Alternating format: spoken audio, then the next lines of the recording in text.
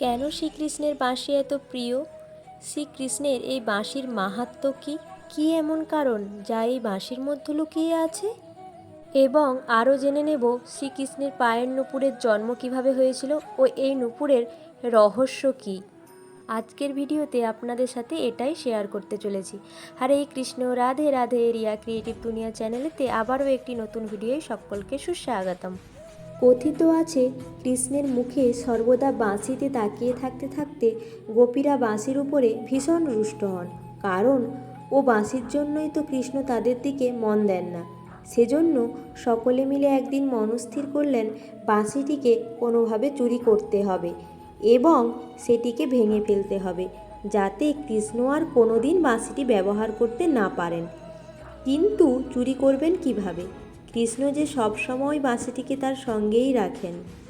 শ্রীকৃষ্ণ গোপীদের মনের ইচ্ছা বুঝতে পেরে বাঁশিটিকে নিজের থেকে দূরে রেখে অন্যদিকে মনোনিবেশ করলেন। তারা ভাবল কৃষ্ণ বুঝি অসতর্ক, বাঁশির প্রতি কোনো ধ্যানই নেই। সেই সুযোগে চুপি চুপি বাঁশিটিকে তারা চুরি করলেন। গোপীদের মনে উৎফুল্লতা দেখে শ্রীকৃষ্ণের হৃদয়ে আনন্দের সঞ্চার করল। তার বহিঃপ্রকাশ ঠোঁটের কোণে ফুটে উঠল, ভগবান এমনই করুণাময়, এমনই ভক্তপ্রেমী। ভক্তের আনন্দে যেমন প্রসন্ন হন, ভক্তের কষ্টে উৎপীড়িতও হন। ভক্তের মনোবাঞ্ছনা ঠিক পূরণ করেন। গোপীরা আনন্দে গদগদ হয়ে বলাবলি করতে লাগলো, প্রথম কাজটি সফল হয়েছে, দ্বিতীয় কাজটি এক্ষুনি সেরে ফেলতে হবে। যেই না বাঁশিটিকে ভাঙতে যাবে, বাঁশি আর্তনাদ করে উঠল, এভাবে আমাকে আপনারা কৃষ্ণের সান্নিধ্য থেকে বঞ্চিত করলেন কেন? গোপীরা হতবাক হয়ে বললেন, তুমিই আমাদের কষ্টের কারণ, তুমিই আমাদের হতাশার কারণ। তোমার এমন কি গুণ আছে যে তুমি সর্বদা কৃষ্ণের হাতে হাতে ফেরো আর তার অধর স্পর্শ, তার সান্নিধ্য উপভোগ করে থাকো? বাঁশি গোপীদের মনের অবস্থা বুঝতে পেরে মৃদু হেসে বলল, গুণের কথা ছেড়ে দিন, আমার তো কোনো অস্তিত্ব নেই, কারণ আমার ভেতরে যে শ্বাস ছিল তা বের করে ফেলে দেওয়া হয়েছে। ফলে আমার নিজস্ব কোনো সত্তাই এখন আর নেই। আমার গোটা শরীরটাই ফোপরা ফাঁপা। সুতরাং আমার আমিত্ব বলে আর কিছুই নেই। আমার যা কিছু সব তার।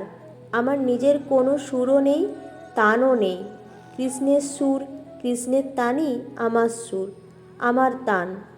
তিনি যেভাবে আমাকে বাজান, আমি সেভাবেই বাজি। শরণাগতকে তিনি কখনো পরিত্যাগ করেন না। আমার সর্বস্ব তাকে অর্পণ করে আমি তার আশ্রয় নিয়েছি, তাই তিনি আমাকে তার অধরে রাখেন। আমি শুধু তার হাতের যন্ত্র মাত্র। আমি যে অহং শূন্য।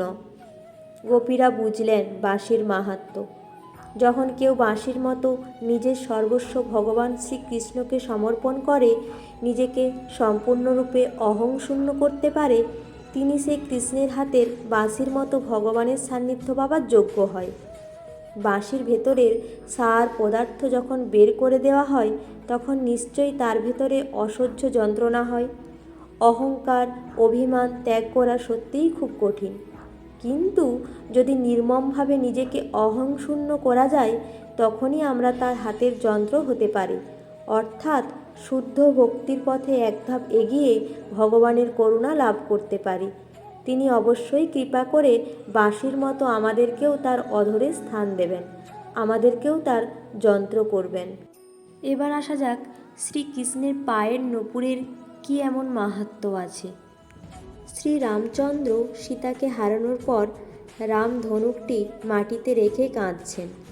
হঠাৎ ভ্রাতা লক্ষ্মণ দেখতে পেলেন রামচন্দ্রের চোখের জলের ধারা মাটিতে পড়ছে, কিন্তু সেখানে চোখের জল নয়, যেটা রক্তের ধারা।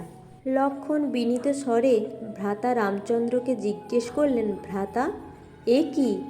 আপনি কাঁদছেন, অথচ মাটি রক্তে ভেসে যাচ্ছে কেন?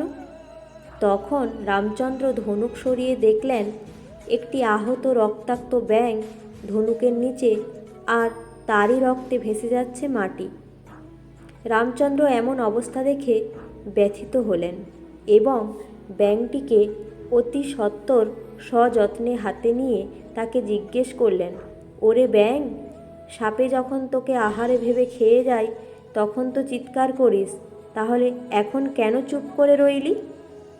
তখন ব্যাঙ সবিনয়ে প্রত্যুত্তরে জানালো, প্রভু বারবার আহারের জন্য যখনই আক্রান্ত হই তখন নিজের ভাগ্যের উপর আক্ষেপ হয়, আর আমি চিৎকার করে প্রভু ভগবানের কাছে নালিশ জানাই। আর এই মুহূর্তে আমি দুর্ভাগ্যবশত স্বয়ং প্রভুর দ্বারা আক্রান্ত। তাহলে প্রভু, আমি কার কাছে নালিশ জানাবো?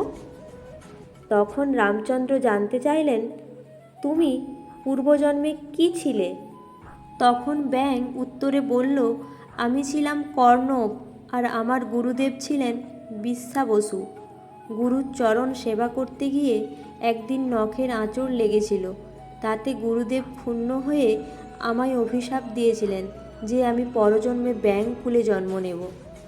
আমার অজান্তে এমন ভুল হয়েছে স্বীকার করে গুরুদেবের কাছে ক্ষমা ভিক্ষা করে প্রার্থনা করেছিলাম, গুরুদেব, এই অভিশাপ থেকে মুক্তির উপায় কি আছে, সেই আশীর্বাদটুকু দিন। তখন আশীর্বাদ দিয়েছিলেন, আমার মৃত্যু প্রভু রামচন্দ্রের হাতেই হবে, তবে সব কিছুই হবে অজান্তে। সব কিছু শোনার পর রামচন্দ্র ব্যথিত হৃদয়ে ব্যাঙের কাছে জানতে চাইল, আমাকে তোমার শেষ ইচ্ছেটুকু জানাও।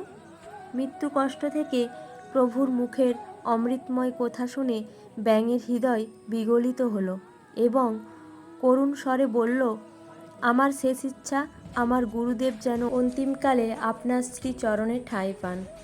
তখন রামচন্দ্র ব্যাঙটিকে আশ্বস্ত করে বললেন, তবে শোনো, আমি যখন পরের যুগে অর্থাৎ দাপর যুগে আবার আসবো শ্রীকৃষ্ণ হয়ে, তখন তুমি থাকবে আমার ডান পায়ের নূপুর হয়ে, আর তোমার গুরুদেব বিশ্বাবসু থাকবেন আমার বাম পায়ের নূপুর হয়ে। তবে দুজন ছোট বড় হয়ে আমার পায়ের নূপুর হয়ে থাকবে। নূপুরের মাধ্যমে ভগবানের কৃপা ও ভক্তের প্রতি আমার করুণা বিকশিত হয়েছে। গুরুদেব বিশ্বাবসু ও তার শিষ্য কর্ণব দুজনেই ভগবানের ভক্ত। বিশ্বাবসুর অভিশাপ যেমন কার্যকর করেছেন, তেমনি তার শিষ্যকে দেওয়া আশীর্বাদও ভগবান সাগ্রহে গ্রহণ করে তাকে সেই অভিশাপ থেকে মুক্ত করেছেন। এ থেকেই পরিষ্কার ভগবানের কাছে ভক্তের গুরুত্ব কতখানি। বিশ্বাবসুকে আঁচড় লেগেছিল অজান্তেই তার শিষ্য কর্ণবের দ্বারা, তেমনি অজান্তেই তার মৃত্যু কামনা করে অভিশাপ ছুঁড়ে দিয়েছিল কর্ণবের দিকে।